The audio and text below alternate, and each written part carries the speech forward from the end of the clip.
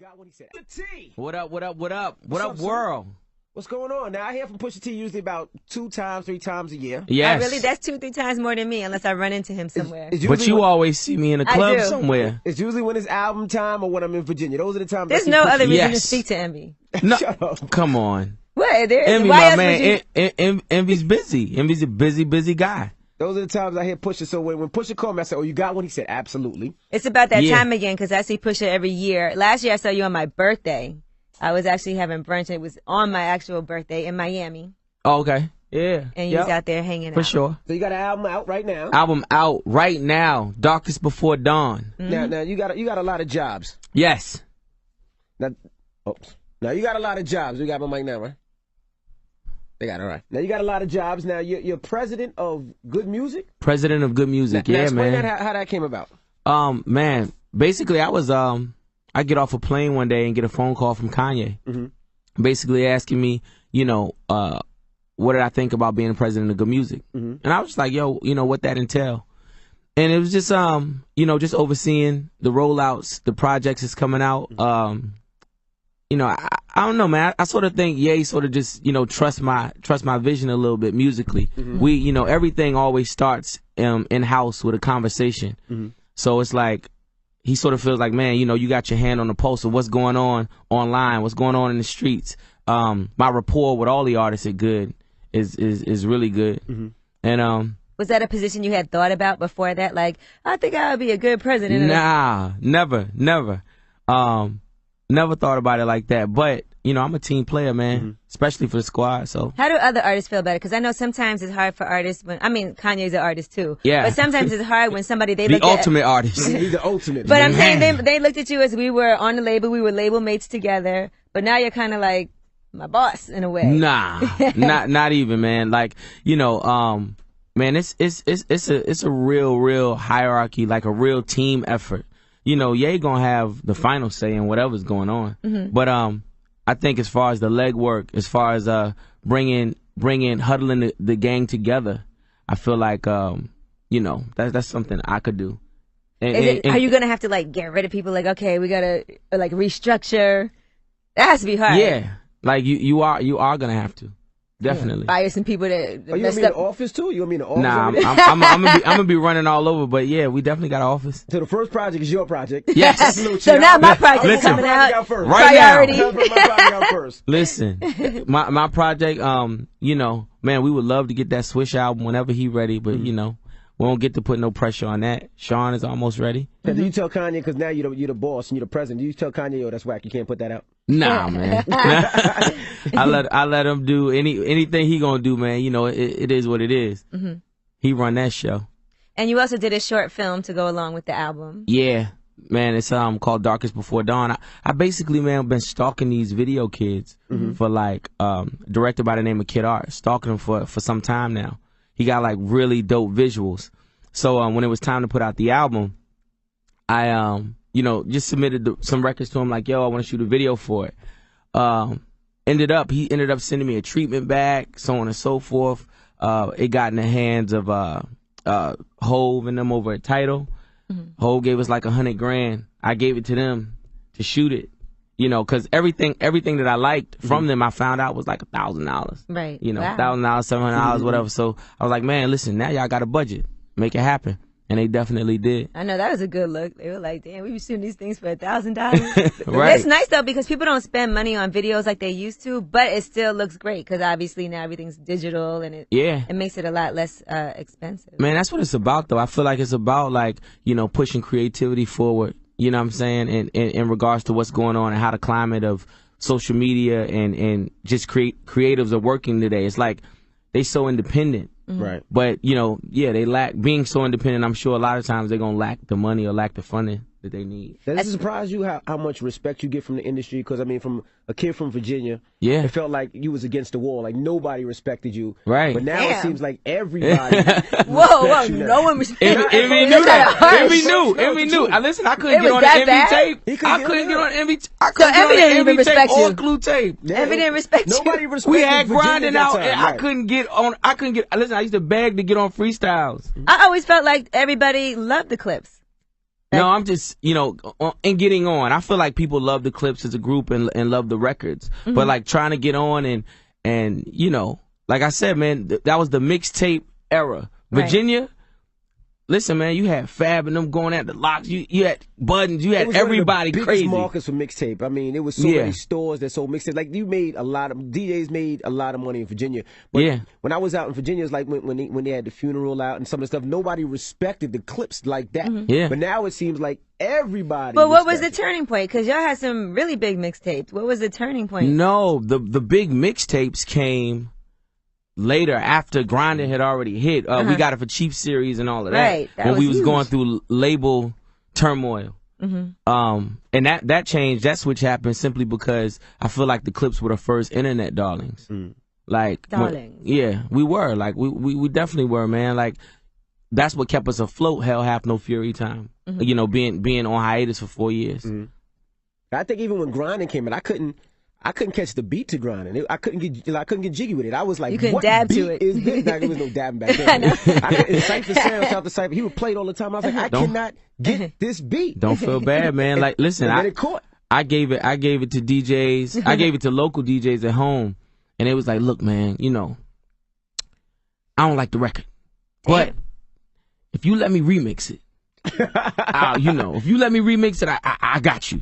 And I'm like, mind you, this is the Neptunes, like 2001, 2. It's pretty hot for them. And you know, a lot of people went with it, man. But it was left. It was 100% left. Now with being president, right? You also got to sign artists. Yes. Would you sign Lil Wayne? Yeah.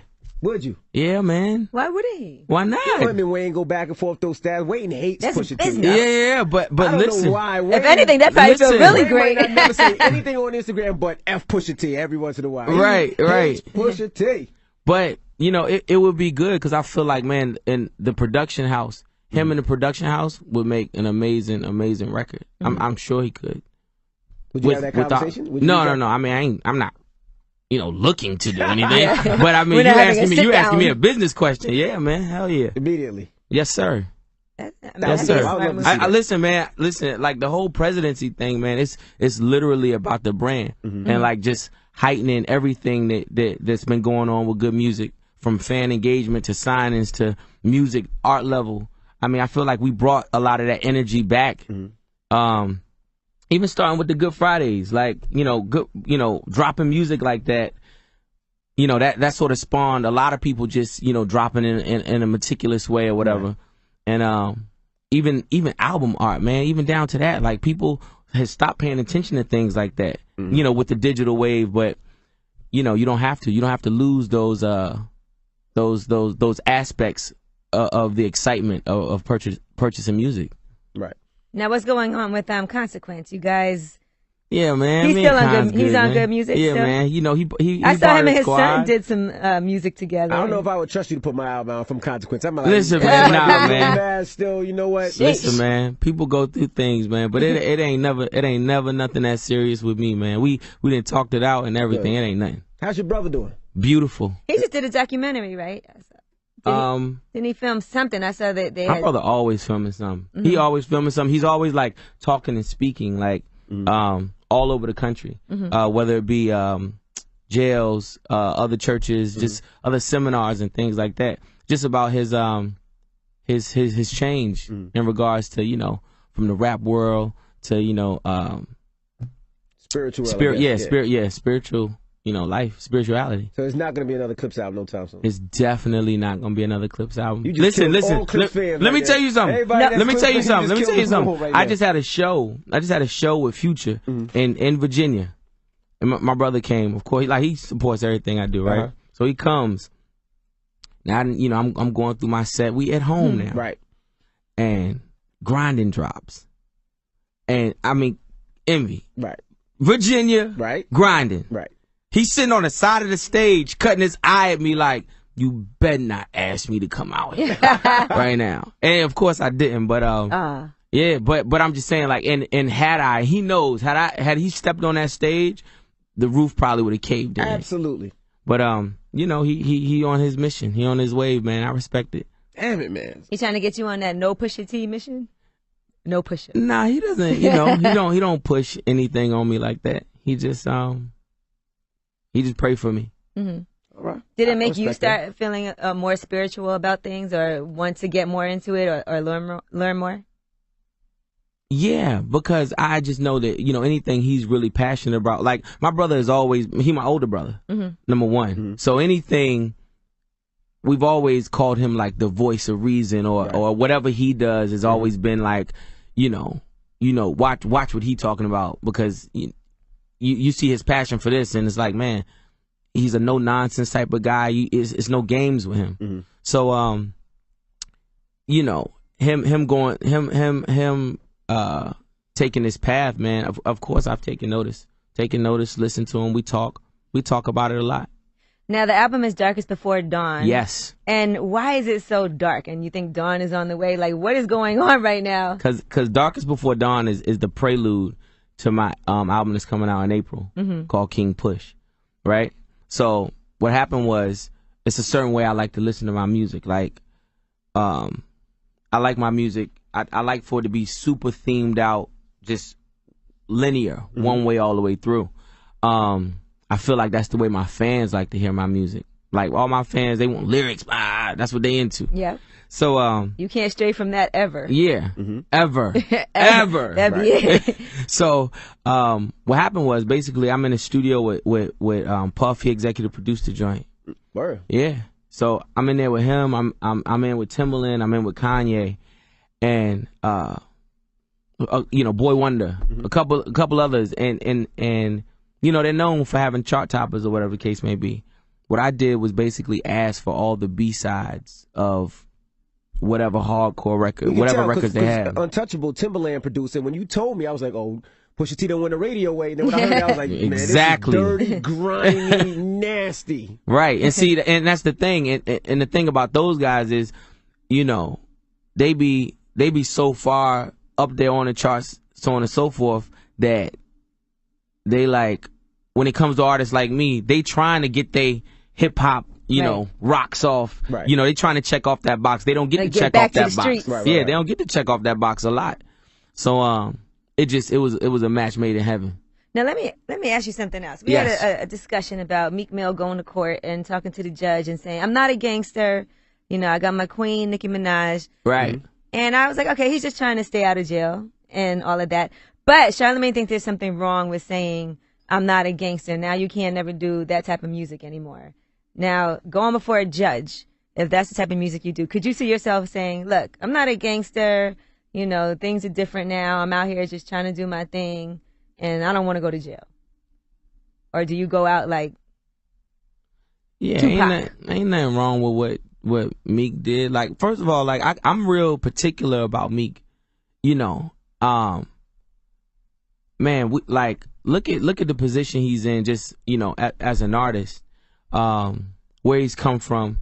We talking about some charges. How long ago are these charges? How old are these charges? They're old. I don't got time for Meek Mill to be going through issues about old charges. Mm-hmm. Like, he's like a valid part of the hip hop community. Right. Like, he's making money. He's providing opportunity. Like, I don't even like to hear about this. Mm-hmm. Like, for real. It's sad that he has to go through this, because he's much more, man, he's much more viable, But like I said, when you're up there talking to that judge, as long as you're not snitching, you're gonna say whatever you need to say to get out of here. Man. Listen, look, I hope he say whatever he gotta say to get out of here, to be back out here. And I ain't judging Meek on that. Absolutely, his son is home. He's like, I don't want to be in jail.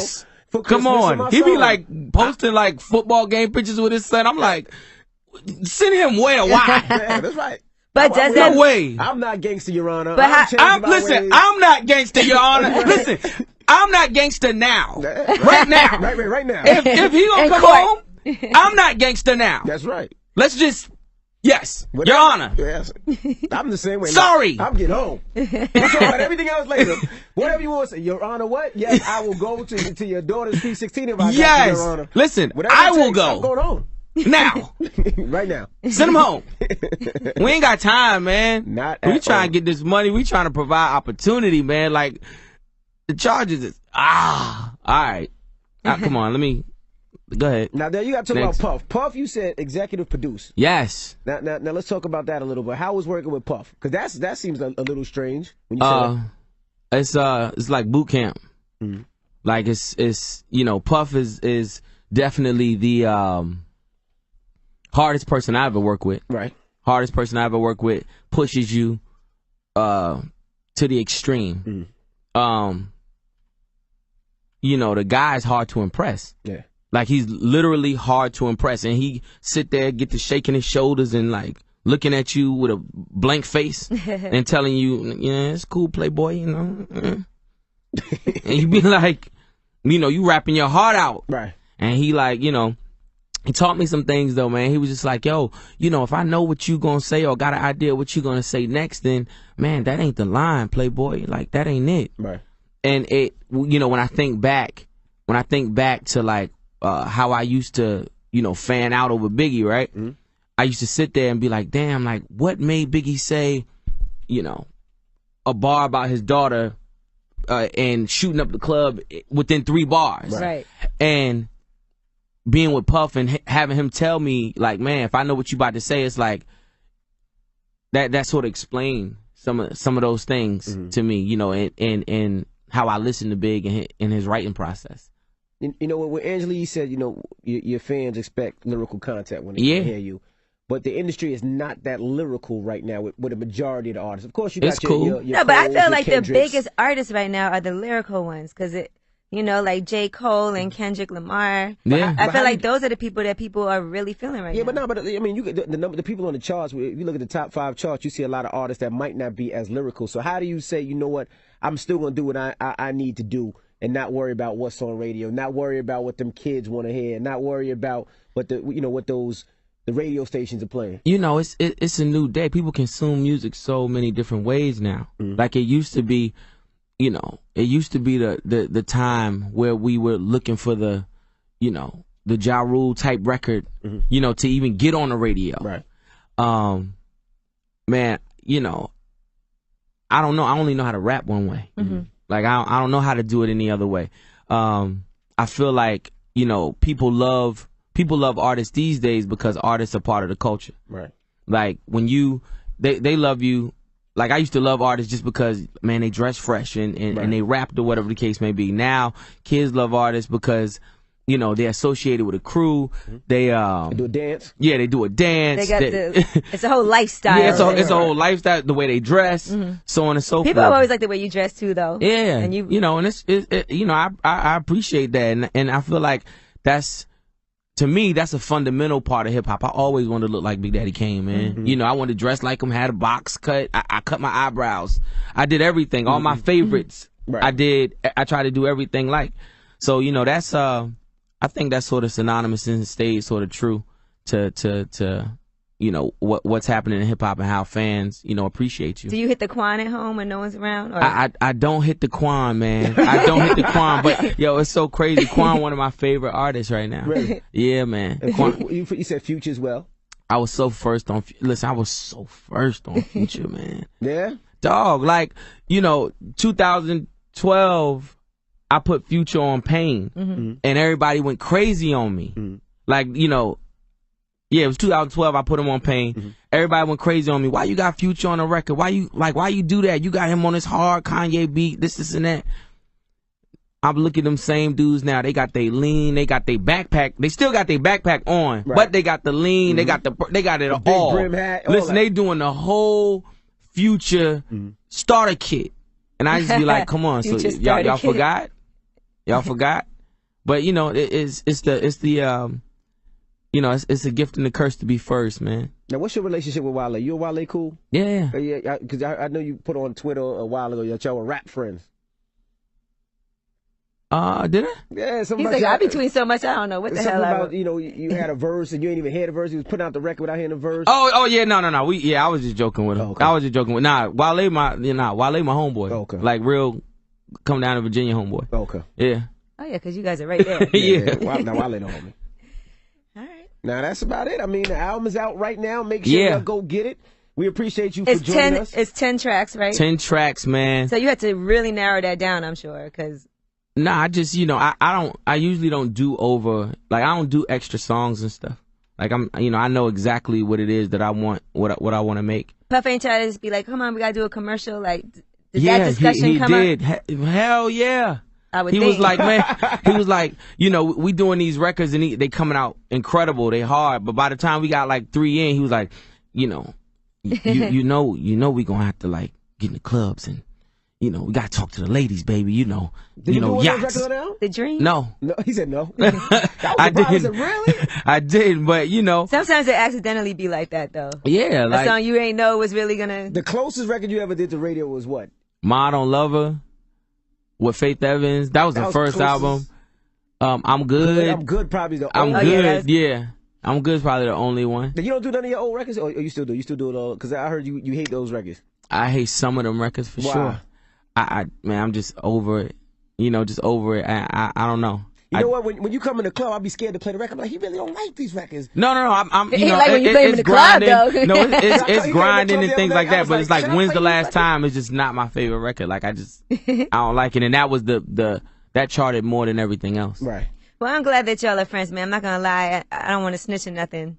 But before you came in here, Envy said he had some type of issue with you. And not with him. She was gonna. Oh, okay. Me and him is good. We speak all the time. What he comes No, he said he only talks to you twice a year. He comes and messes with me. Me and Pusha great. What I want to ask about that club out in Virginia that you had a problem with. What happened in that incident?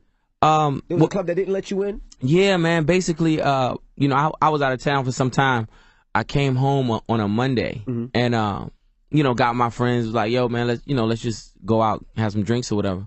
So we go to a bar, and as we're walking in, I guess the manager was in front of us, and he told one of the doormen, tell him we guest list only, and walked in. Sheesh. And like we heard him, we were like, yo, like, tell him we guest list only, and it was a big deal to me. It was a big deal to me simply because, I'm not crazy. Like, I know people are racist and have, particular views or especially whatever. In Virginia. Yeah, no biggie. But, when you let it interfere with like business, it's like, man, it's a Monday. Like, it's 4 dudes, right. Monday. We about to spend our money. We about to spend money. Like, first of all, you supposed to look at us pulling up. You was outside anyway. I mean, $200,000, $100,000 cars pulling up immediately. Right. How do you even? Why does that even cloud your? Race shouldn't even cloud your judgment in regards to business. Like, it's a Monday. We ain't tripping. Like, it's not even popping. It's not even my demographic. That might have been some hate too. Like, how he got that? He ain't coming in here. Like, still, I'm supporting your business. Right. Still, and we gonna spend it. Like, come on, man. But it is what it is. Did they apologize? Yeah. They definitely did. I felt like they were trying to deny it because I was following. Following that story. But it got hot. Because a lot of people were stepping up. Like, I had that same experience. Yeah. That happened to me too. And I love when that happens because you really got to call people out on their steps. Listen, it was hundreds. It was hundreds of different instances of that situation at that club. Like, it was crazy to read. Like I said, mind you, I'm just breezing through. I never go to this place. Never. Right. Would never. Like, not even my thing. We're literally just going to get some drinks. Would you go there now? Never. Now that they've apologized? And... Never. No apology. That's crazy. They could fix that. I'm cool. Absolutely. Do your thing. I'm all right. And we still got the play clothes and everything? Man, play clothes is still out here, man. Moving. It is. I mean, I like it. You got 2 stores in Virginia? Yeah, 2 stores in Virginia, man. Cream. Y'all don't have the women's stuff though yet, do you? Nah. You always say it's coming. Nah, we haven't done. Man, listen, you can't. Women ain't trying to buy these T-shirts all high. They get the whole ensemble for the. You know what I'm saying? They get it for the price of these T-shirts sometimes, man. So that's hard, heavy competition. All right, well, we appreciate you. The album's in the stores right now. And it's Pusha T. It's the Breakfast Club. Darkest Before Dawn. Too. Yeah. But sometimes it's hard when somebody they look the ultimate artist. He's the ultimate. But I'm saying they looked at you as we were on the label. We were label mates together. But now you're kind of like my boss in a way. Nah, not even, man. Like, man, it's a real hierarchy, like a real team effort. you know, Ye gonna have the final say in whatever's going on. But I think as far as the legwork, as far as huddling the gang together, I feel like you know, that's something I could do. Are you gonna have to like get rid of people? Like, okay, we gotta like restructure. That has to be hard. Yeah, like you are gonna have to. Definitely. Fire some people that you want me in the office too? You want me in the office? Nah, I'm gonna be running all over, but yeah, we definitely got an office. So the first project is your project. Yes. So now my project is coming out. Right Priority. now. My project out first. Listen, my project, you know, man, we would love to get that Swish album whenever he ready, but you know, we won't get to put no pressure on that. Sean is almost ready. Do you tell Kanye, because now you're the boss and you're the president, do you tell Kanye, yo, that's whack, you can't put that out? Nah, man. I let him do anything he gonna do, man. You know, it is what it is. He run that show. And you also... So you got an album out right now. Album out right now. Darkest Before Dawn. Now you got a lot of jobs. Yes. Now you got a lot of jobs. We got my mic now, right? They got it right. Now you got a lot of jobs. Now you're president of Good Music. President of Good Music. Now, yeah, explain man. How that came about. Man, basically I get off a plane one day and get a phone call from Kanye, basically asking me, you know, what did I think about being president of Good Music? And I was just like, yo, you know, what that entail? And it was just, you know, just overseeing the rollouts, the projects that's coming out. You know, I don't know, man. I sort of think Ye sort of just, you know, trust my vision a little bit musically. We, you know, everything always starts in house with a conversation. So it's like he sort of feels like, man, you know, you got your hand on the pulse of what's going on online, what's going on in the streets. My rapport with all the artists at Good is really good. And was that a position you had thought about before that? Like, I think I would be a good president. Nah, never. Never thought about it like that, but you know, I'm a team player, man, especially for the squad. So how do other artists feel about it? Because I know sometimes it's hard for artists when, I mean, Kanye's an artist. So you got what he said. What up, world? What's going on? Now I hear from Pusha T usually about 2 times, 3 times a year. Yes. Oh, really? That's 2-3 times more than me, unless I run into him somewhere. But you always see me in a club somewhere. It's usually when it's album time or when I'm in Virginia. Those are the times. There's no other reason to speak to Envy. No, come on. What? Envy, my man. Envy's busy. Envy's a busy guy. Those are the times I hear Pusha. So when Pusha called me, I said, "Oh, you got one?" He said, "Absolutely." It's about that time again, because I see Pusha every year. Last year I saw you on my birthday. I was actually having brunch. It was on my actual birthday in Miami. Oh, okay. Yeah. And you was out there hanging out. For sure.